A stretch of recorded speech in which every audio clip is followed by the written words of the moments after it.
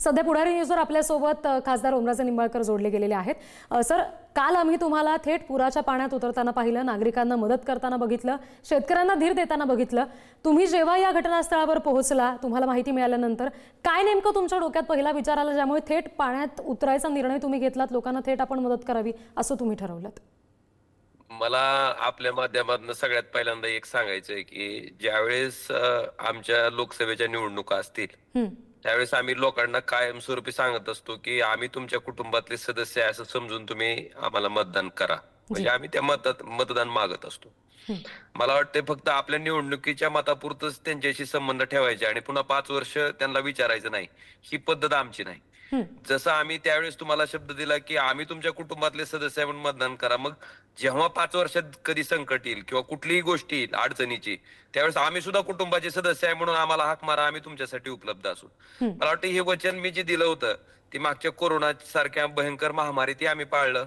कुठलीही कठीण प्रसंग नैसर्गिक आपत्ती आली तर त्या प्रत्येक ठिकाणी आम्ही ते पाळत आलोय आणि त्याचाच एक भाग होता.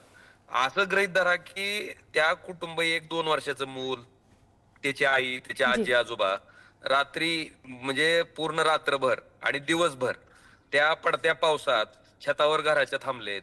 त्यांना निवाराची सोय नाही, पाऊस पाण्यानं सगळं अंग भिजलेलं आहे, खायला काही नाही, प्यायला काही नाही.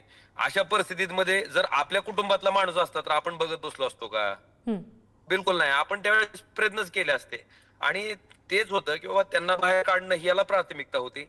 आणि मग म्हणून आम्ही बिलकुल त्या ठिकाणी एनडीआरएफच्या लोकांनी जे एक दावं बांधलेलं होतं त्या झाडाला, बोट बंद पडल्यामुळे ते दावं सोडणं गरजेचं होतं.